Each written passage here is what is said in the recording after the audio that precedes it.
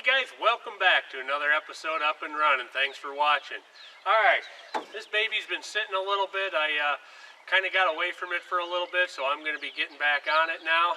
And we're going to take a look at the fuel system. I'm going to drop the gas tank down and see what that looks like.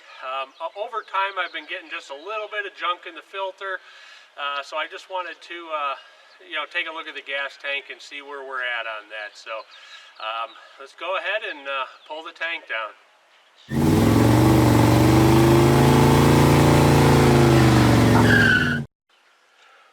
Alright, I noticed the old filter, I apologize, I threw it away, was just starting to get a little dark, and there was just a little bit of crud in it. It wasn't real bad, but I stuck a new filter in it, and I wanted to see, I started the car up the one day and ran it, and it died. I kind of think it just ran out of gas, that's the reason it died, but I want to be sure of that, so, that it wasn't the fuel pump.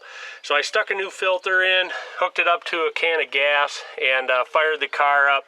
And I think you can see it there, there's a bubble, but it did suck the filter full of gas again, so I know it's not the fuel pump, which leads me back to the tank then. I think it's probably out of gas, but I got a little time, so I'm going to go ahead and pull the tank down and take a look at it and see what it looks like.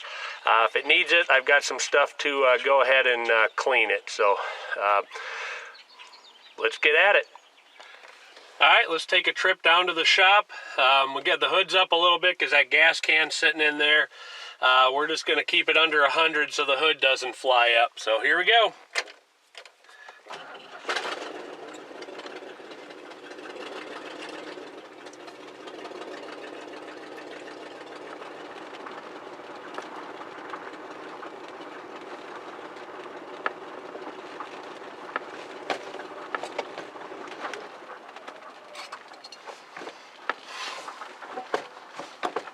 No brakes.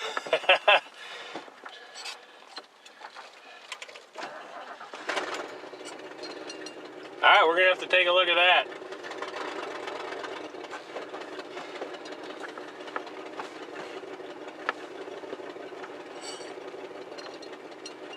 There's literally nothing.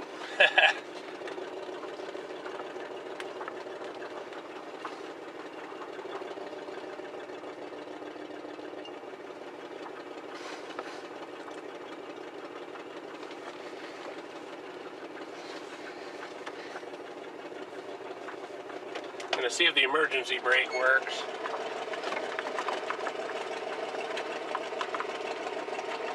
It does. Now I got to figure out how to release it. Alright, there we go. I found the lever. Alright, we're good to go.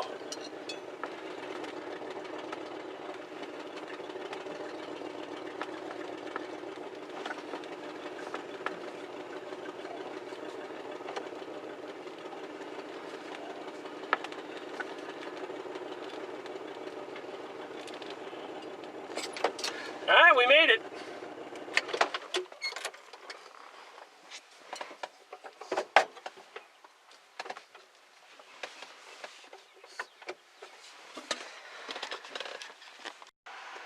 Alright, so as you know, when we were driving this car today, the brakes weren't working.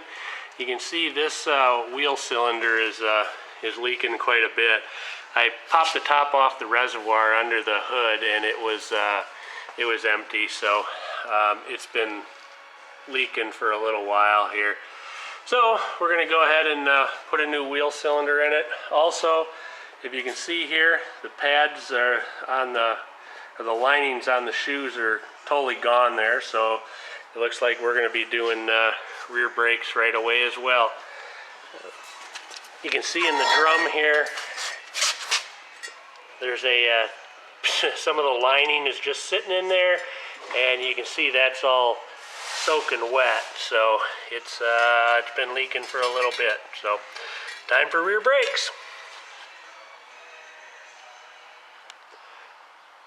Alright, I know when we first were going to come down here, before the brakes went out on the car, we were going to take a look at the gas tank. And something I noticed, if you can see right there, somebody patched the gas tank there. It obviously had an issue. I'm going to see if I can get around and show you another part of it. I don't know if you can see right there. There's actually a little rust in the tank right there. And then over here, you can see that somebody brazed in a piece on the tank right there. So this tank's kind of in rough shape. So I'm going to see about getting another tank for this car. Something I found out is that if you search 69 Lincoln, it says that nobody makes a tank for it.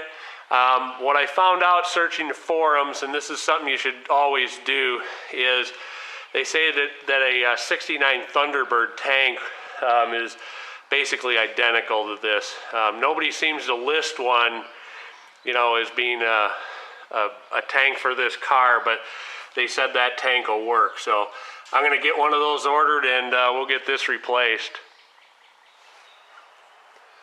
Alright, while I'm waiting on the shoes for these rear brakes and the wheel cylinders, I'm going to go ahead and take some pictures and you know, get this documented just so I don't have any issues.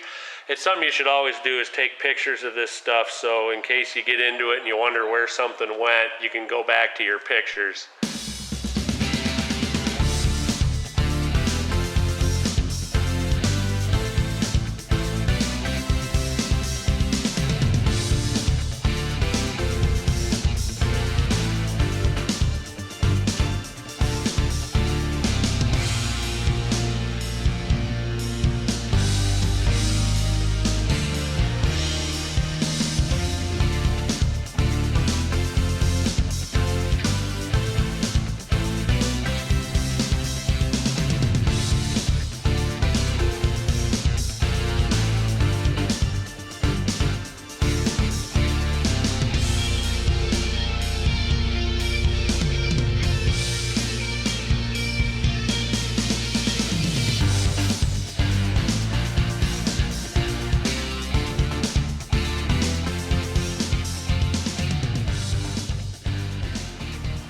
Alright, so this is the way all the springs are coming out of there. I've got a hardware kit on order for this, so I guess we're going to be dead in the water until those get here. But anyways, hoping we'd have good luck and all that stuff would be fine, but it definitely needs to be replaced.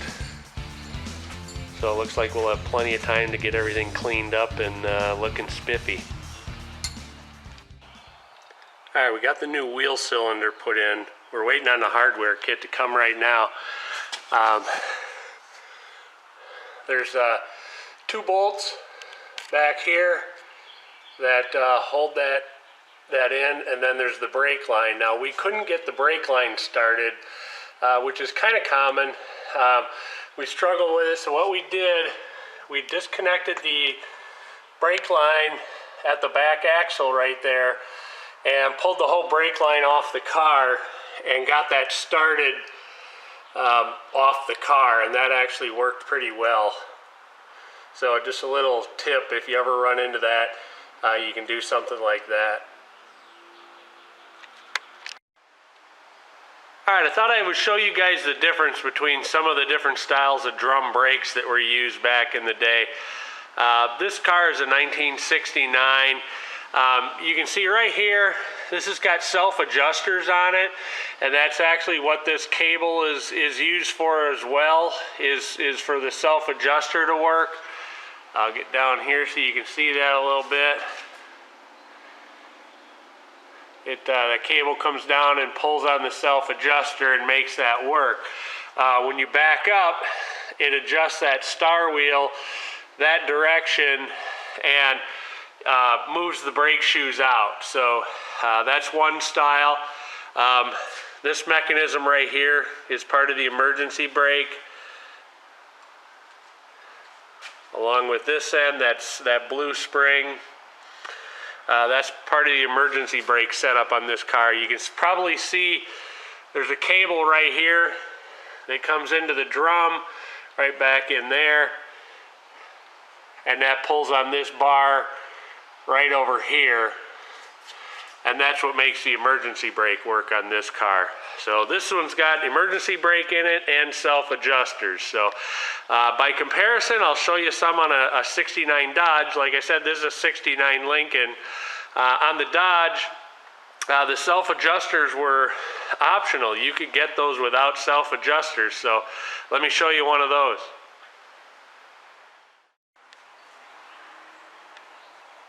All right. So here's the back wheel, back brake on a 69 Dodge. This is my Super B. If you look here, there's no self-adjuster. It's just got a spring holding the two shoes together, and that's it. There's no cable. It's still got the emergency brake arm in there. It's got the two springs on top.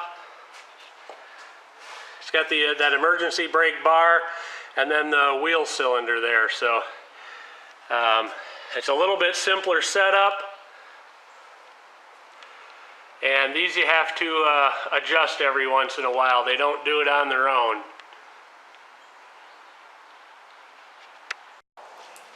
Let me show you something on these old Dodges that happens. You can see something running out. What it is it's the overflow on the fuel tank. Let me get back up under here.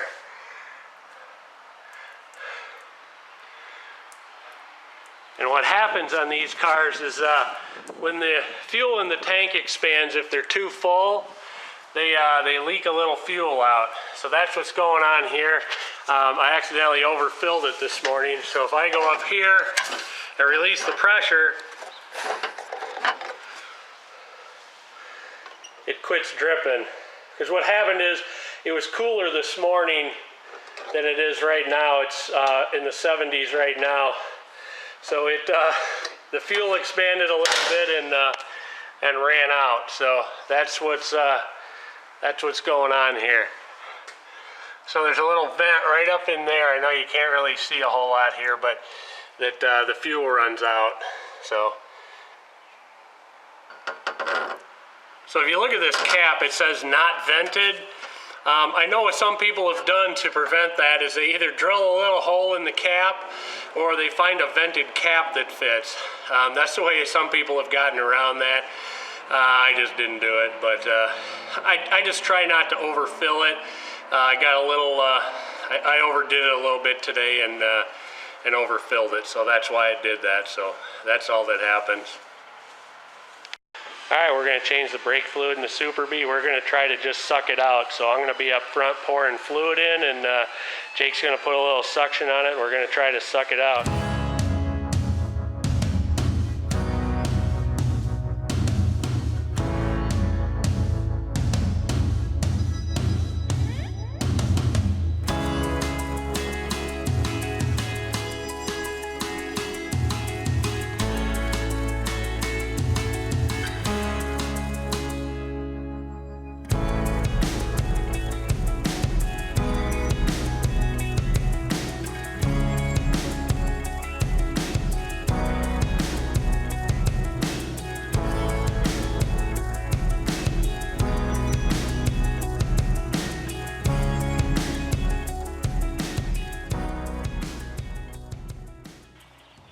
That's going to wrap it up for another episode Up and Running. Thanks for watching. Stay tuned next time. We'll keep working on the Lincoln.